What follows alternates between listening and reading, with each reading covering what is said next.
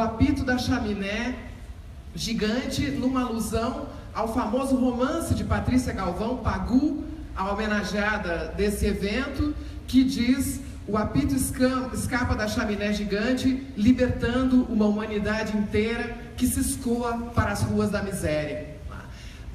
Não bastasse só esse título, a ementa da minha fala pede que eu me refira à ascensão de Donald Trump nos Estados Unidos, à crise dos refugiados na Europa, às crises políticas na América Latina e o enfrentamento dessas crises, inclusive internacionais, sob a perspectiva internacionalista. E eu tenho 20 minutos. Eu digo isso não para me queixar, é esse o nosso desafio. É exatamente esse o nosso desafio. E eu escolho, então, nesses minutos, falar para vocês de algo que me parece transversal em todos esses fenômenos. Que me parece transversal porque vai estar presente no discurso de Donald Trump, que nomeia, a cada nomeação que é anunciada para o governo dos Estados Unidos, ele anuncia uma raposa para cuidar do galinheiro, não é? Para a saúde ele anuncia alguém que é contra o Obamacare, para quem cuida de direitos reprodutivos, ele anuncia alguém que é contrário à consagração dos direitos reprodutivos e por aí nós vamos indo. Mas essa ascensão, surpreendente ou não, do Trump nos Estados Unidos, a forma como a Europa, berço dos direitos humanos, rechaça vergonhosamente, descumprindo direitos já consagrados pelo ordenamento internacional e das suas próprias constituições, como a Europa hoje destrói o direito internacional dos refugiados, que foi feito para ela logo depois da Segunda Guerra Mundial, como hoje nós chegamos a um número inédito de deslocados forçados. Só tínhamos tido esse número, quase 60 milhões de deslocados forçados no mundo, grande maioria deles deslocada forçada devido a conflitos armados, dos quais o Ocidente participa, não é? Como a gente explica que o berço dos direitos humanos hoje rechace pessoas, devolva para a Turquia, devolva para zonas perigosas, como nós explicamos que no Brasil nós tenhamos desmontado a ordem constitucional que nós construímos em 1988, como nós explicamos a reação da opinião pública aos massacres de Manaus, aos massacres que têm acontecido de resto em diversos outros estabelecimentos carcerários brasileiros, mas como também nós explicamos a ascensão dessas figuras públicas que consideram que o mundo possa ser melhor se nós ofendermos as mulheres, os homossexuais, os negros, as minorias. Como se explica isso? Eu vou tentar compartilhar com vocês uma ideia que me parece fascinante, que é o perigo, a tentação do bem. Porque em todos esses fenômenos que eu descrevi para vocês, há pessoas que defendem a exclusão, a dor, o sofrimento e a morte de outras pessoas, se apresentando como pessoas de bem. Os nossos amigos do Natal, que o Danilo referiu, eles dificilmente representarão para vocês a tentação do mal. Dificilmente eles farão um discurso de horror. Eles farão, ao contrário, um discurso cada vez mais fortemente religioso e farão alusões ao bem. Se vocês pensarem numa criatura que é quase consensualmente a representação do mal no Ocidente, que é Adolf Hitler, vocês verão que o discurso dele se sustentava na defesa do bem da raça que ele considerava que era a raça eleita, que era a raça superior. Tzvetan Todorov, que é uma grande figura, um grande intelectual búlgaro que vive há muitos anos na França e é um observador engajado do nosso século, ele vai dizer: essas dicotomias, as pessoas de bem e as pessoas que não são de bem, elas se assentam na ideia de que existem os bárbaros e que existem os civilizados.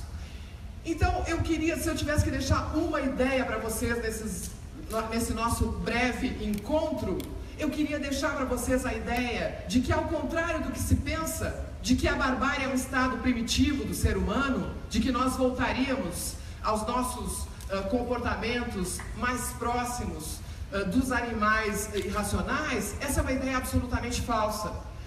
Nas primeiras notícias que a antropologia, a paleontologia trazem do comportamento do ser humano, nós já encontramos manifestações de solidariedade, nós já encontramos manifestações de cooperação, a tal ponto que o ser humano, que é de longe um dos seres mais frágeis em relação a outros animais, ele conseguiu se afirmar na Terra graças à cooperação, graças à capacidade da entreajuda. Se barbárie não é isso, então, se não é esse comportamento primitivo, que em geral, inclusive, é atribuído às classes populares, né? O que seria a barbárie? A barbárie, para o Todorov, ela é a recusa da plena humanidade do outro. Essa é a base de todos os processos totalitários, sejam eles expressos sob a forma de ditaduras sanguinárias ou sob a forma de democracias fake, democracias falsas, como as que nós temos em muitos países hoje, inclusive no nosso. Essa ideia de que alguns são mais humanos que os outros, elas vão aparecer tanto na justificativa daquele que degola um padre dentro de uma igreja, como aconteceu recentemente na França, em nome de Alá, vão aparecer naqueles ocidentais que, em resposta a atos como esse, bombardeiam cidades no Oriente Médio e matam milhares de pessoas. Qual é a imagem mais forte? A do padre degolado ou dos milhares de mortos? Há como comparar a força simbólica desses gestos, mas também a ideia de que a barbárie é a possibilidade de ignorar o outro como humano. Ela vai aparecer naquilo que o Danilo nos escreveu rapidamente agora, e que o Foucault disse numa citação muito célebre, que tenta explicar o surgimento da biopolítica. Nós passamos de um contexto em que o poder fazia morrer e deixava viver, para o contexto atual da biopolítica, em que se faz viver e se deixa morrer, não é? Essa ideia que aparece nas políticas de austeridade, porque, como diz Stuckler, a austeridade mata, e vocês sabem, no trabalho de vocês como médicos, quantos são os mortos, como eles morrem, o que isso impacta sobre você, sobre a família, sobre o sistema de saúde. Todo esse gasto do nosso sistema único de saúde que poderia ser evitado se o nosso país não fosse governado pelos lobbies, se nós não tivéssemos propagandas na televisão toda noite de tudo que destrói a nossa saúde, em nome de imagens que enriquecem tanta gente, né? Uma característica da mundialização da saúde é o que muitos autores chamam de cultura tóxica, que fazem com que a gente destrua o nosso corpo de diversas formas, mas principalmente consumindo aquilo que precisa ser vendido. E se der tempo, ainda chego no mercado da saúde, que nos leva a essa contradição extraordinária. O discurso que o Danilo referiu aqui, que o discurso do governo brasileiro, é idêntico ao discurso internacional sobre os sistemas de saúde, né? A essa conclusão que se chegou justamente quando a globalização encontra o seu apogeu, de que a saúde é algo muito caro. Não é possível prover a saúde de todos. Esse personagem que o Danilo referiu, que envergonha o nosso país, sendo ministro, como outros, se nós compararmos a outros grandes sanitaristas que nós tivemos como ministros, nós temos hoje a decadência, que eu não direi que é a máxima, porque ainda há muito por vir. Mas esse personagem que diz que o SUS, a defesa do Sistema Único de Saúde, é feita por ideólogos, porque a ideologia é sempre dos outros. Esse discurso da austeridade, essa atitude de dizer alguns terão saúde e outros não terão, ela é também uma forma de barbárie que ignora os outros. No nosso caso brasileiro, a ampla maioria da população brasileira, ignora a sua humanidade. Então, para mim, barbárie é isso. E ignorar a humanidade do outro é a essência do que nós chamamos de crimes contra a humanidade. E eu queria citar um autor que talvez vocês conheçam, porque é um neuropsiquiatra que desenvolveu muito o conceito de resiliência, capacidade de superar traumas. Né? Esse sujeito, aos 6 anos e meio, ele foi detido pela polícia francesa que ajudava os nazistas em 1944. Ele foi um dos detidos numa grande operação policial que resultou na deportação e morte de mais de 300 judeus em Auschwitz. 2 pessoas escaparam dessa sinagoga, na qual foram encerrados os presos em 10 de janeiro de 1944. Ele é um deles e se tornou um grande neuropsiquiatra, que é Boris Cyrulnik. Ele vai dizer, citando Deleuze e citando Lacan, ele vai dizer: a perversão moral, a pior perversão moral é daquele que sustenta a sua moral na negação da humanidade do outro. Ou seja, ele faz um discurso moralista, mas ele não é capaz de incluir todos os humanos. A partir daí existe talvez a perversão maior, que é dar-se o direito da escolha de quem está inserido nessa moral e quem não está. Mas ele vai também dizer: perverso é quem vive num mundo sem o outro. E nós temos muitos desses mundos sem os outros na nossa vida, no nosso cotidiano, seja qual for o plano no qual nós estivermos inseridos. Qual é a resposta possível a isso? Qual é a resposta possível a essa barbárie que a gente vê em todas essas dimensões? Negar qualquer tipo de maniqueísmo, dissociar a ideia de bem e do mal de segmentos sociais. O bem são essas pessoas, o mal são outras pessoas. Perceber que essa barbárie no plano individual se expressa sob a forma de egoísmo, mas que no plano coletivo ela se expressa sob a forma de etnocentrismo, de achar que alguns povos são melhores que os outros, e no nosso caso aqui, de um país como o Brasil, que aceita essas desigualdades inaceitáveis, de imaginar que determinadas classes e segmentos sociais são melhores que os outros. Eu tenho agora já uns 4 minutos para falar de todo o setor internacional da saúde. Eu também vou escolher o que dizer para vocês, também convidando vocês a terem acesso a toda essa literatura que acompanha o que acontece no plano internacional em relação à saúde. Tudo o que o Danilo descreveu e muitos outros fenômenos estão absolutamente vinculados ao processo internacional.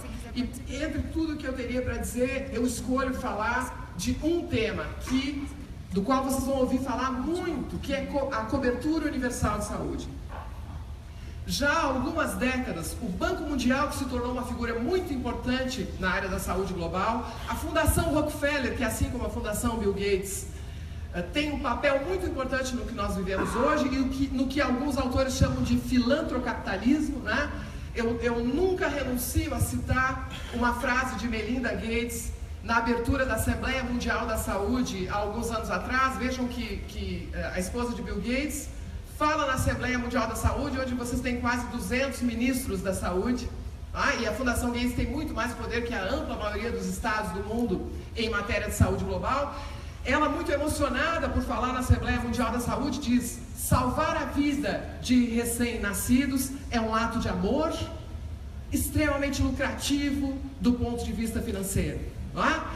E o bem está sempre presente. O bem está sempre presente nas maiores atrocidades. O bem está sempre presente quando corre o sangue do povo, quando corre o sangue das crianças, quando corre o sangue dos velhos. Então, nós precisamos nominar o bem. Quando alguém fala em bem, ou pessoas de bem perguntem: que bem? Qual é o bem?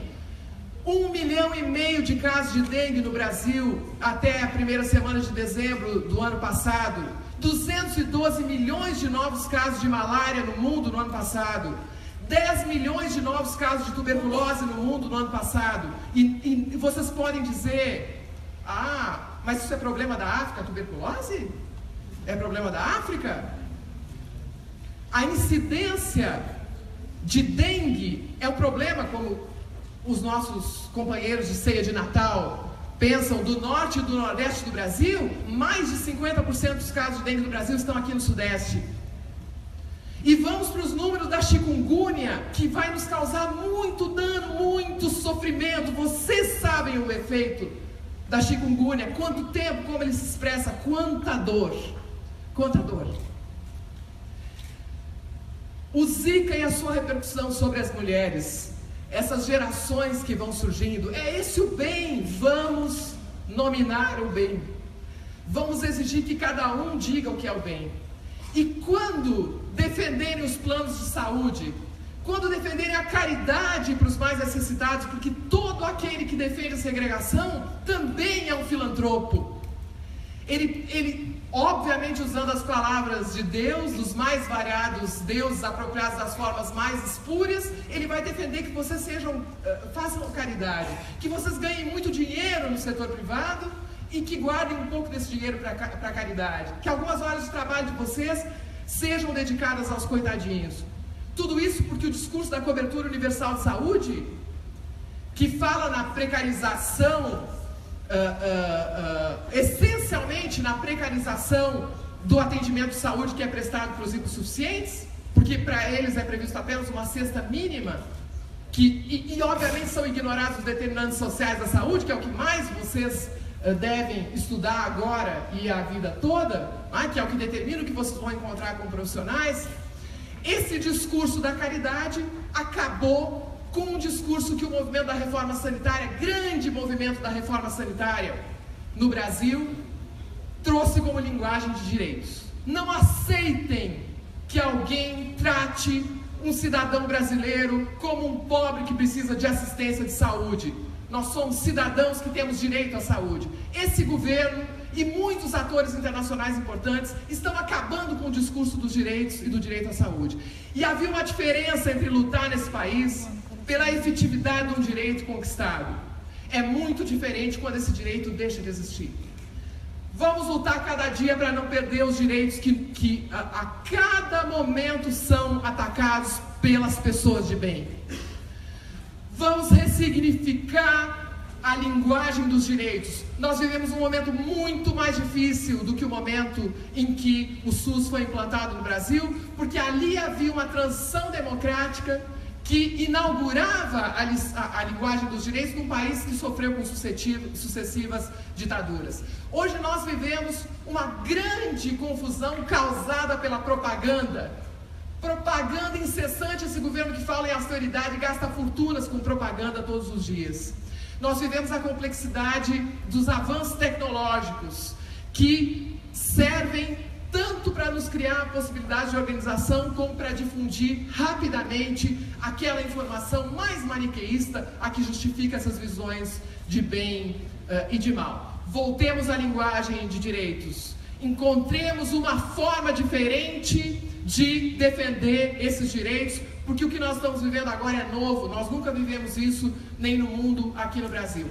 Essa paciência de falar com os outros, de construir outras formas de se comunicar, é também uma forma nossa de negar a barbárie, é considerar o outro como humano.